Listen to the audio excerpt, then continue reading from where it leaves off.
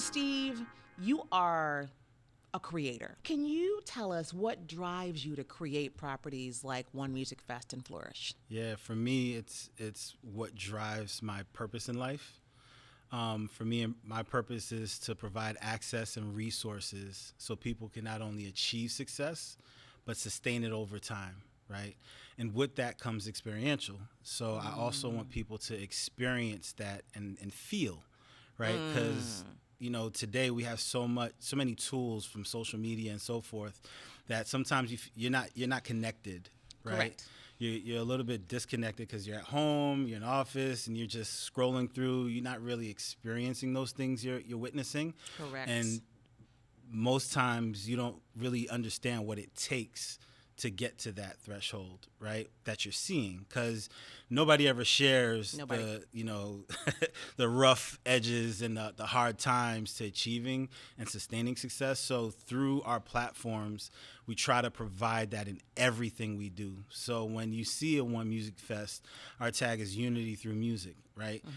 When we first launched 14 years ago, there were no, African American multicultural festivals like that, right? So we wanted to create a platform to introduce the world to our culture, right? Whether it's R&B, whether it's hip hop, and an opportunity that wasn't just built for us, right? It was built for humans. It was built for us to experience together, right? When you look at Flourish, yes, we created a platform, right, that provides access to Black-owned businesses, right, through our network and through our distribution. But it's not only for people of color to experience, it's for the world to experience. It's for the world to understand that people of color also can create businesses. Correct. They can have great customer service. They can have great shipping policies. Yes. So we wanted to make sure that when it comes to that experience, we're expressing it through everything that we do so people can not only enjoy the music, enjoy the products, but enjoy the experience. Can you tell us a little bit more about Flourish and One Music Fest? Just tell us a little bit more for those who are not familiar with Flourish. I'm very familiar with both of them. But can you tell the audience more about what they are? Yeah, so, again, 14 years ago, we wanted to create a platform that was a little bit bigger than what we were doing. We were creating events that typically had about, anywhere between 500 to 1,500 people, and then sometimes 5,000 people. But we wanted to create something that was would culturally unify just our country, right? When you look at One Music Fest, which is the largest progressive music festival in the Southeast, we started with 2,500 people in a parking lot, right? And today, when we announced, we didn't announce today, but the festival takes place in October 28th and 29th. We have 100,000 people that are going to be attending One Music Fest. So we went from a parking lot of 2,500 people to 100,000 people because we feel our message was felt across the board. What was the message?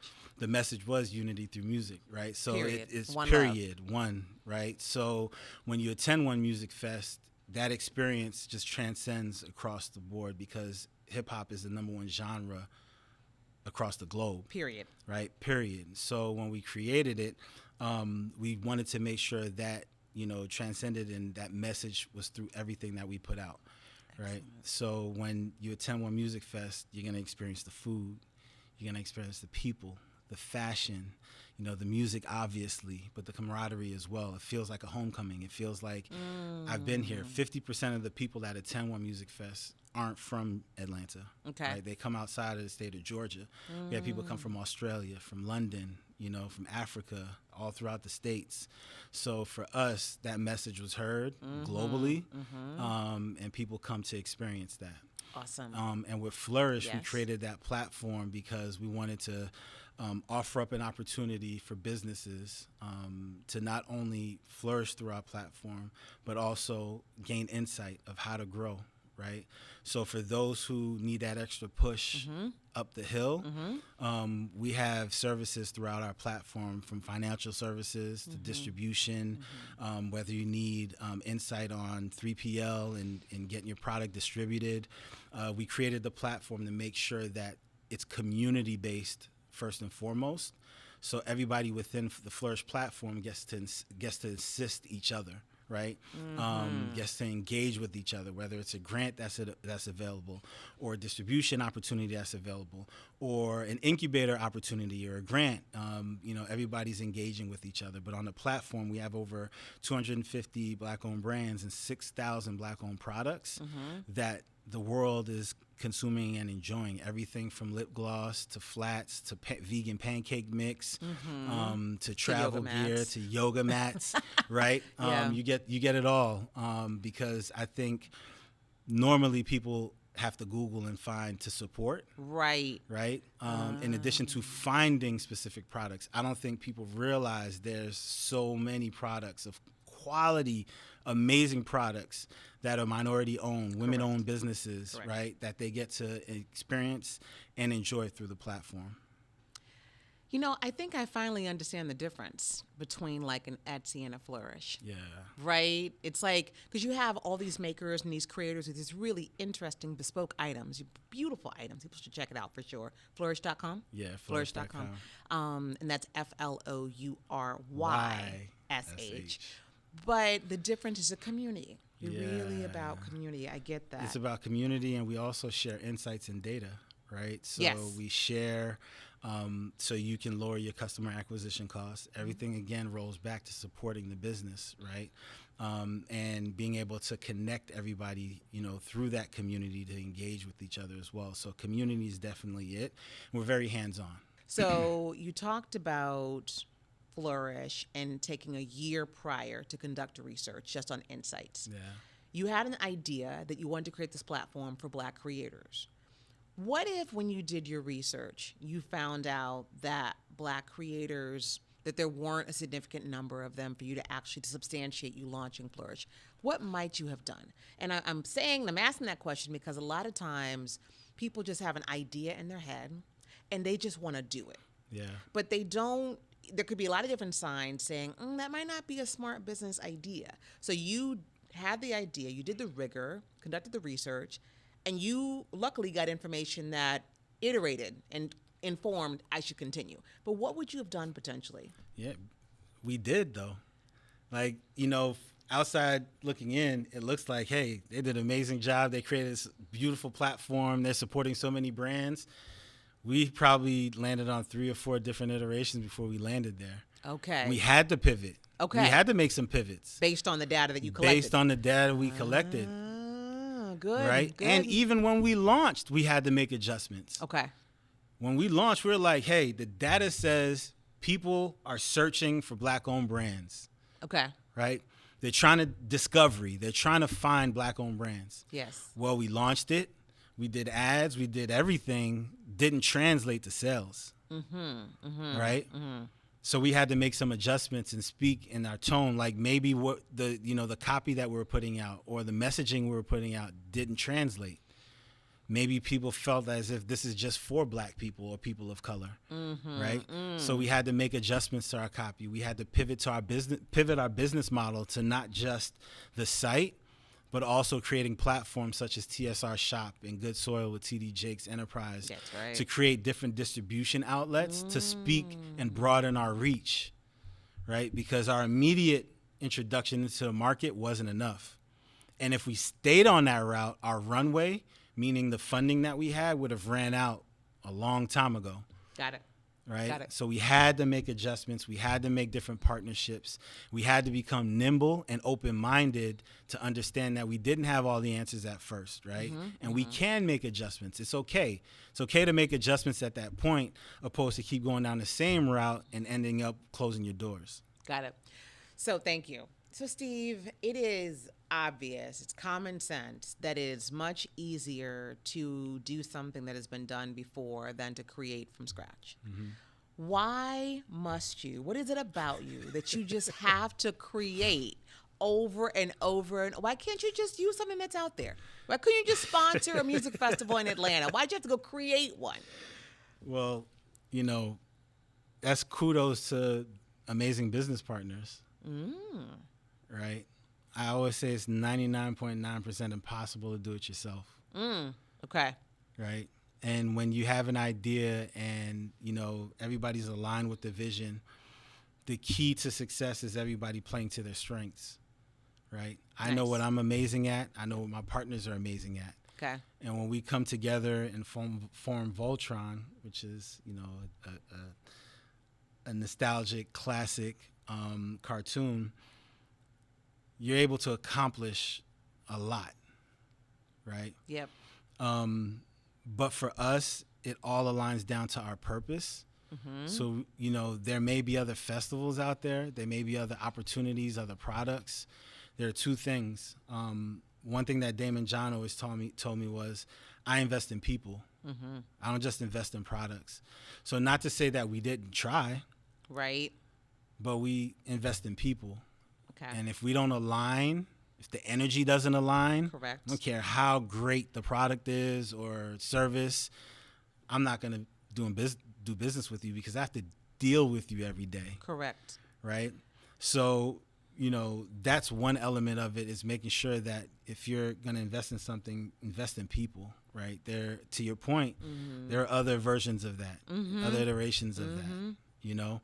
And then two, when you're playing to your strengths, it's very important to allow each other to play that to those strengths, but also have it aligned to your purpose and what you're trying to accomplish. And sometimes you're going to have to create that. Yes, right? yes, yeah. You're going to have to create that, because not to say that there aren't other versions of it out there, but people took their hard-earned time, mm-hmm. resources to build what they want to build. Correct. And maybe what they're trying to build doesn't align with what your vision is, right? And you have to come and be at peace with that.